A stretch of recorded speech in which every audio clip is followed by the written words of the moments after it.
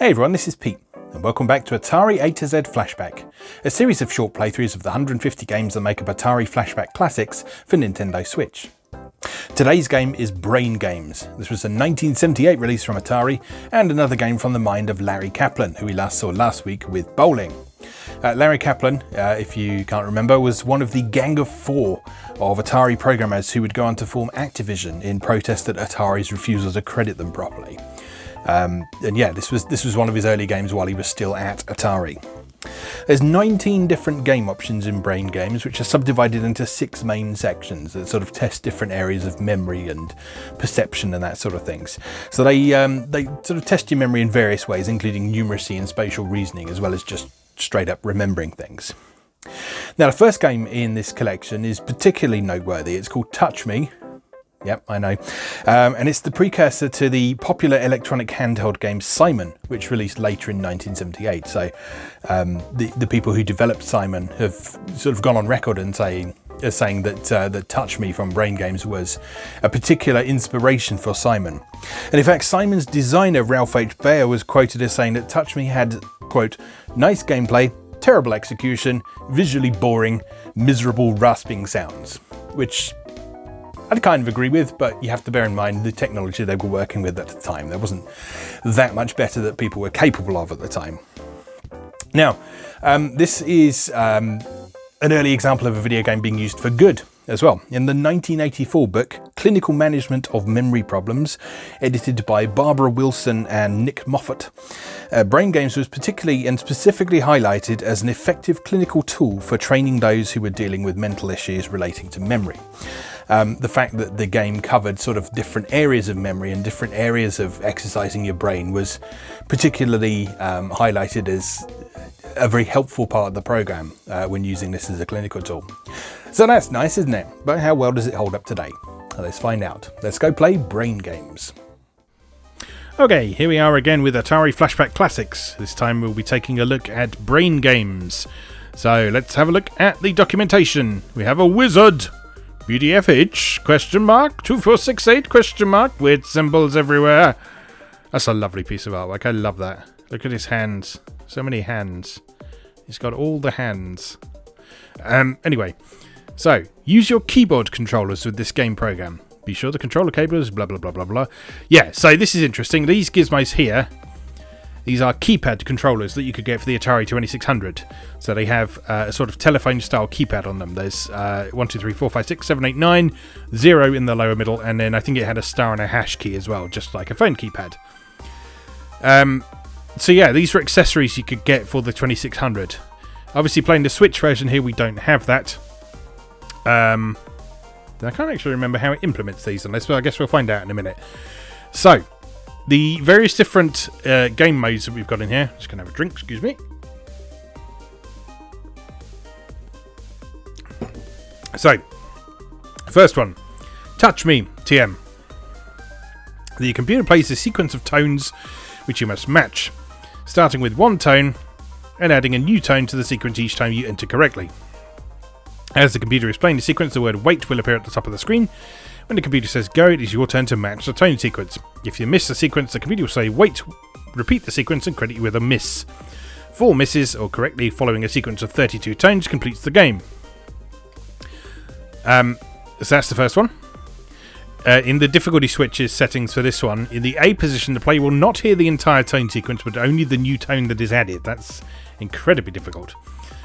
If a miss is made, the computer will then play the entire sequence. In B position, the tone sequence is repeated each time with the new tone added. Okay, so the next game is Count Me. Play this game like Touch Me. The computer will play a sequence of digits to be matched in order. The computer adds a new digit to the sequence when you correctly follow the sequence. So again, it's the same, except you're matching numbers instead of tones this time. When your difficulty switches in the B position, the computer will show you the complete sequence of digits to be followed. In the A position, so yes, it's the same, it only shows you the latest one. So games 9 and 10 are Picture Me. The computer will display a set of 4 objects in the center. Oh, I love this. While the computer makes a distracting noise, try to memorize the order of the objects from top to bottom. The computer then scrambles the order, moves them to the left-hand column, and gives you 20 seconds to remember their original order. In game 9, you have 4 seconds to memorize the original order of the objects. In game 10, you have 1.5 seconds. Okay, so how does this one work? Each row numbers on your controller corresponds with one of the boxes on screen. For example, row 1, numbers 1, 2, 3 corresponds with the top box. Row 2 corresponds with the second box. The first object in the center column will scramble to the second box in the left column. Push the button in row 2 of your keyboard. That object will appear in the right-hand column in the first box. Having trouble picturing that. I'm sure it will make sense when we do it though. Right, find me. The computer generates a set of 4 objects on the screen. All except one are identical. Your score is based on the time taken to find the one dissimilar object.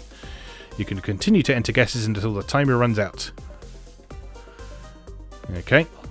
Then adds me. A set of digits is generated by the computer. You score by adding the digits and entering the sum before the timer runs out. The correct answer will appear in the box at the top of the screen. Okay, that's straightforward.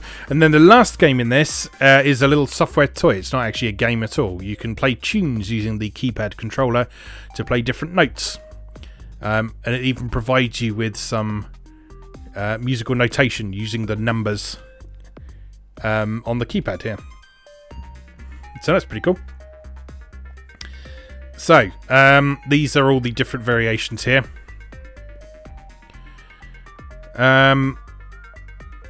Yeah, so we have 1 and 2 player modes for some of these. I guess it'll make sense when we play. Let's just go and have a go. Okay, evidently that was left in the middle of a game from last time. So let's just reset that. So, 1 player touched me with 6 buttons.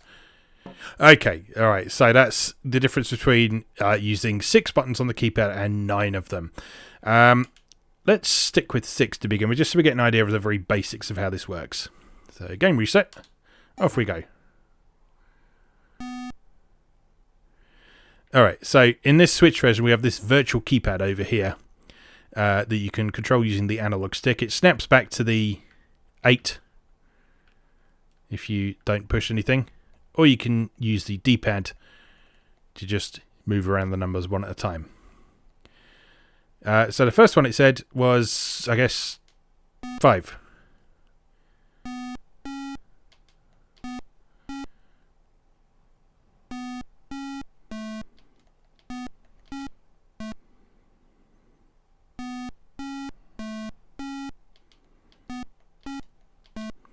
It's actually quite confusing doing it with just 6 of the keys instead of all 9 of them.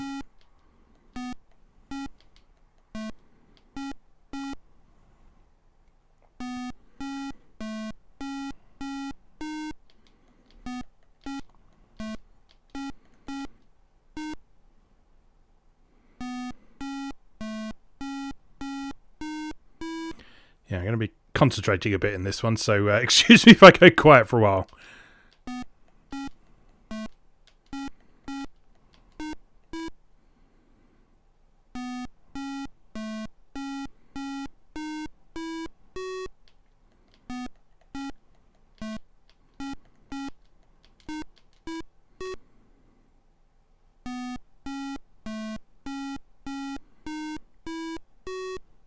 Quite interesting because you can remember this using the numbers as well as the tones.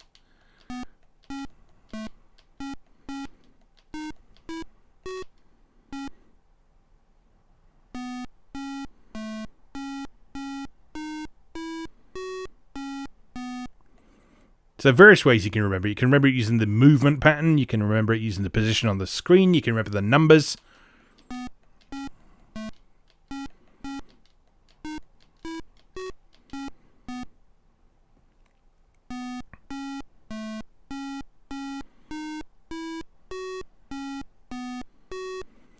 And in fact, using the original keypad controller rather than the gamepad as I'm using here, you could remember it using muscle memory as well.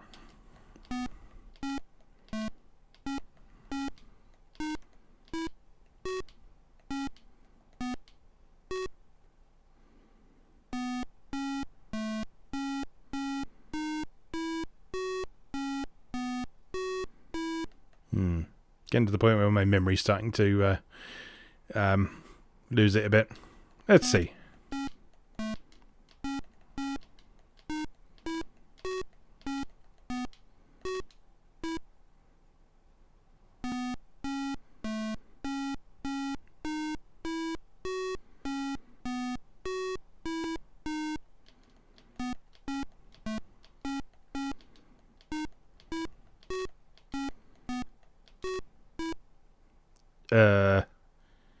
Fuck. Oh, right.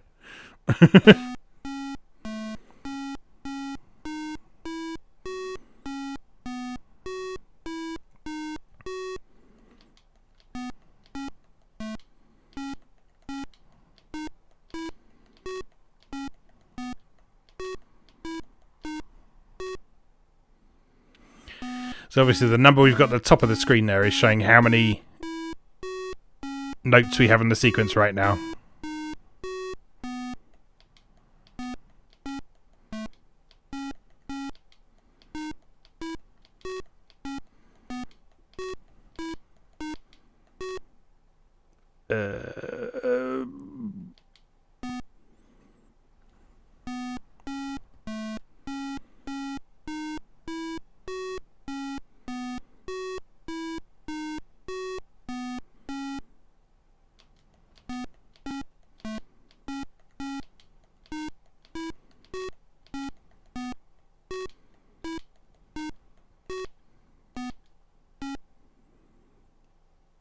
I'm actually quite impressed with myself.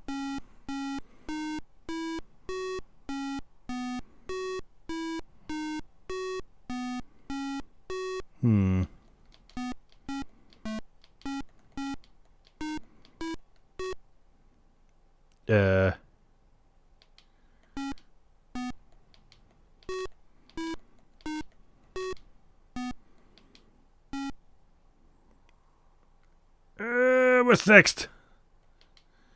That, apparently. Okay.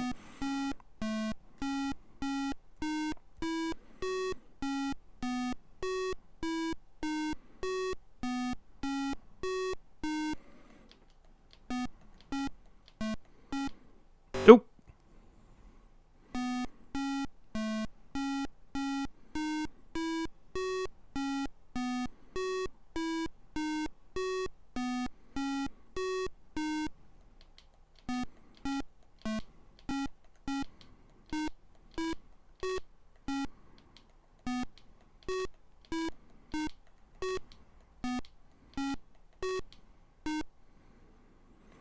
Oh, my brain is starting to hurt already.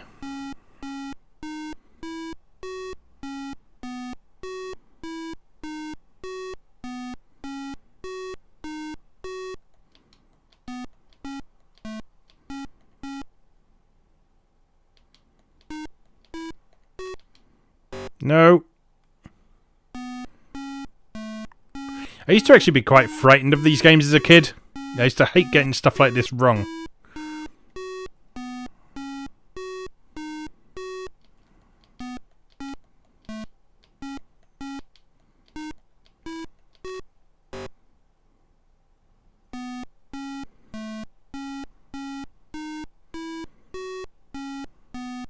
Yeah.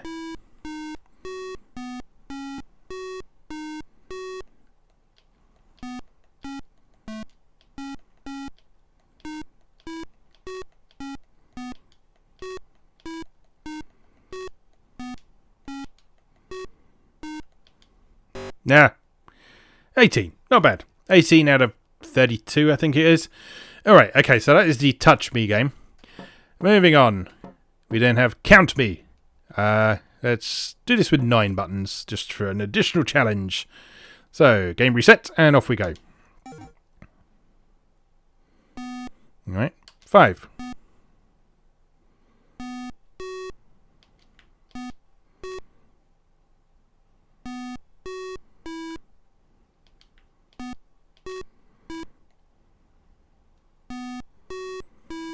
So this one you actually are remembering it using the numbers. But again, you can use the tones in this one, you can use your muscle memory. You can remember the movement patterns.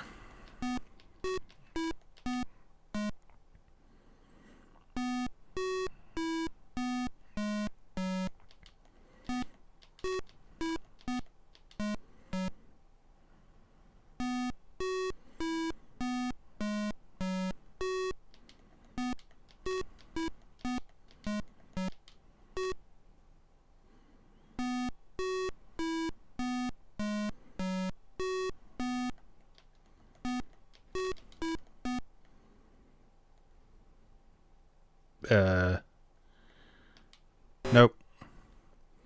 Had a 50-50 chance there.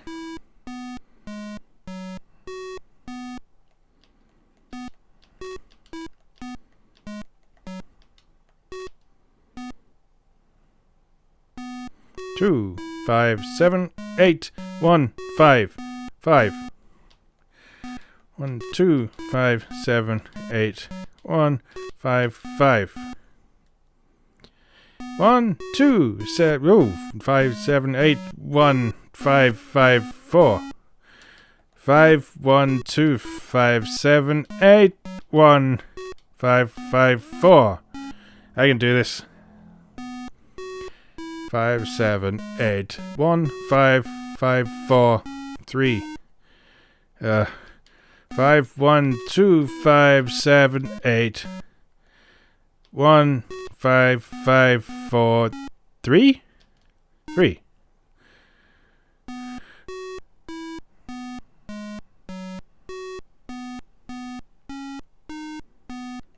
Oh god. 5, 1, 2, 5, 7, 8, 1. No! I still hate getting the stuff like this wrong.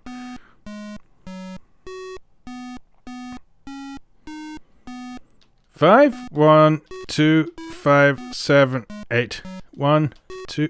No! I did exactly the same mistake as last time. 8, 1, 5, 5, 4, 3, 5. 5, 1, 2, 5, 7, 8, 1, 5, 5, 4, 3, 5, 5. I'm aware this isn't the most interesting commentary in the world, but I really do have to concentrate on this to actually try and make any progress. Oh god, I didn't pay attention to that at all. 5, 1, 2, 5, 7, 8, 1, 5, 5, 4, 3, 5, 4.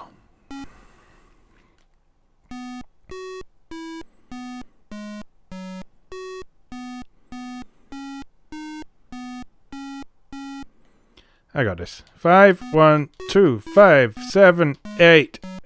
Oh, bollocks. Anyway, let's count me. What's next? Picture me. This is the one I didn't really understand how it worked. So let's just have a go and see if we can figure it out. Go!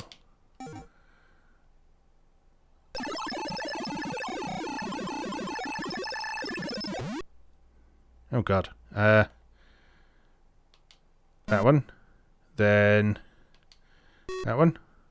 And that one.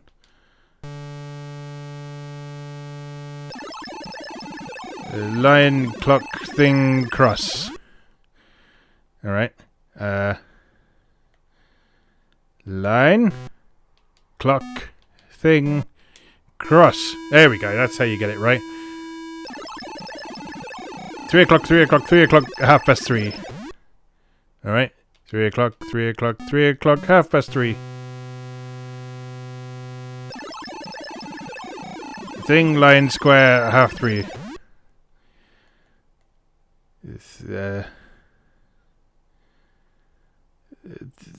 Thing, line, square, 3:30.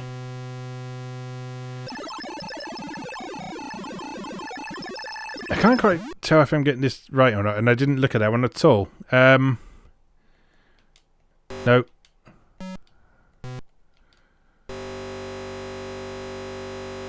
That's a horrible noise. Let me just look at a manual for that again, because I'm not entirely sure how that one was working. Picture me. The computer will display a set of 4 objects in the center column. While the computer makes a distracting noise, which it most certainly does, try to memorize the order of the objects from top to bottom. The computer then scrambles the order, moves into the left-hand column, and gives you 20 seconds to remember their original order. If your guess is incorrect or the time runs out, the computer will show you the correct answer in the left-hand column before showing the next set of objects. You get 1 point for each object placed in the correct position, and a bonus score based on the time taken to remember all the objects. Okay, right, I think I do get that. Let's try it again. Where are we? Picture me. Go. Right, cross line, square line, clock. So, cross, line, oops, square line. Okay, so we got 9 points for that. Clock, square clock thing. With, oh dear.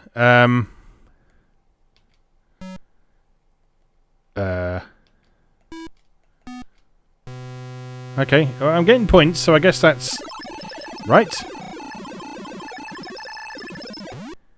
That might actually be in the correct order already.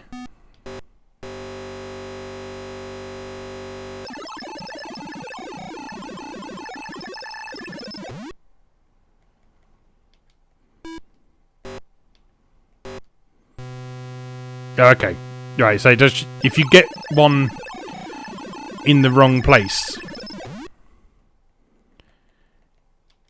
then it makes the horrible buzzy noise. That one. And then shows you the correct answer. Let's see if you got any points for that, though. Let's have one more try at that. Because this is a nice quick one. Alright, dot, cross, line, cross into square. Right, dot, cross, line, dot in the square. Okay, so we get points for that. Clock, dot, cross, line. I'm going to get one deliberately wrong this time. So, clock, line. Yeah, you don't get any points if you get them wrong. So, clock, cross, line, the other one.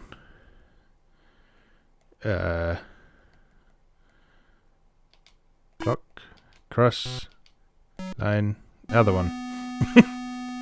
This is how my brain works. I just associate things with what they look a bit like. So this one is square. So despite that sound there sounding like you get it wrong, that is right. So clock, line, clock, thing. Clock, line, clock. Oh no. Okay, I think that's probably enough of that one for now. Find me, 20-second timer. I can't remember how this one worked either, but let's have a go. Oh, okay. So you just got to find the odd one out, which is that one.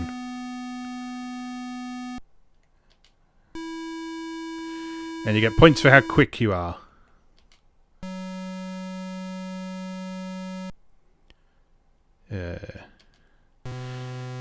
Well, this one's pretty easy. Largely because of the gigantic pixels. You just have to look for one pixel out of place in that one. Okay, so that one's pretty straightforward. And then add me. Maths, not my strong point. 5 plus 2 is 7, plus 4 is 11, plus 8 is 19. Alright, 2 plus 4 is 6, plus 8 is 14, plus another 8 is 22. 5 plus 1 is 6, plus 1 is 7, plus 2 is 9. Hello? Oh, you have to press 09. 3 plus 5 is 8, plus 2 is 10, plus 4 is 14. 2 plus 3 is 5, plus 6 is 11, plus 3 is 14. See, this was years before Dr. Kawashima and his brain training, and it's doing a lot of the same things.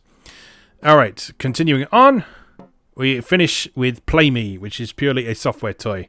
So, with this one, you pop it open, you bring up your controller, player 2 can join in if you want, and then you just...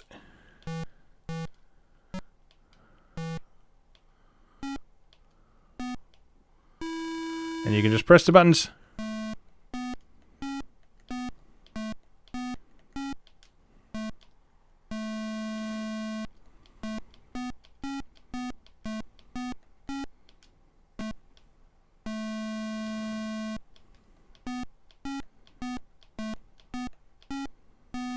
If you've ever played on a touch-tone telephone keypad, you will know very well what is going on here. Now, like I said, there are some little guides in the manual of how to play certain tunes. So you can actually play tunes with two parts in this, thanks to the second player's thing. But we don't have a controller for player 2 at the moment, so that's just going to sit there. That's not right.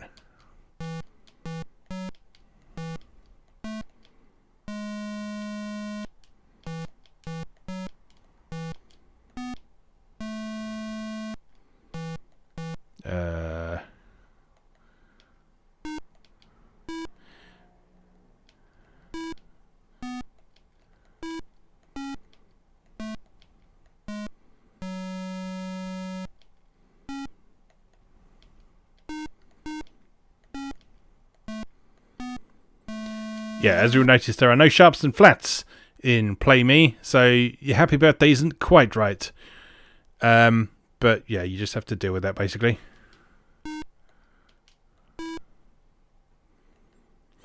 And then you can drive every music teacher in the world insane.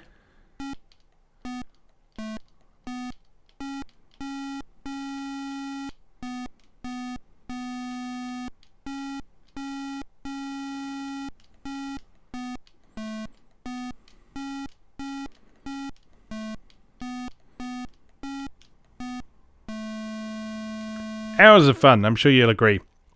Anyway, so that is Brain Games. That is everything that has to offer. I mean, it's not an amazing game or anything like that, but I really like this as a concept for something that was on the 2600 very early. It shows the possibilities of what computing and gaming can do for people. And that's something that is really admirable, I think. It's something that, I mean, we see all the time these days with stuff on the internet and sort of educational software and presentations on how we can learn things from computer gaming and so on. But with stuff like this, it's been part of gaming right from the very beginning, which is wonderful to see. So, yeah, while it's not something I necessarily go back to a lot myself unless I specifically felt like exercising my brain, it is something that I very much like the fact it exists. So it's Brain Games for you.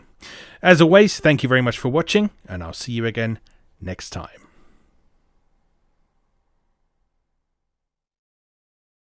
Thanks for watching. If you enjoyed this video, please help out the channel by leaving a like or a comment and subscribing.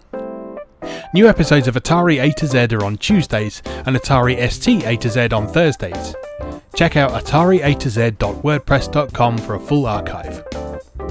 Do please also check out my other projects moegamer.net, where I explore Japanese and Japanese-inspired games from yesterday and today, and videopackgames.wordpress.com, which aims to catalogue the small but well-formed library of the Philips G7000 Videopack computer, also known as the Magnavox Odyssey 2. You can also support my work on Patreon or buy me a coffee. You can find links to do both down in the video description. Thanks again, and I'll see you next time.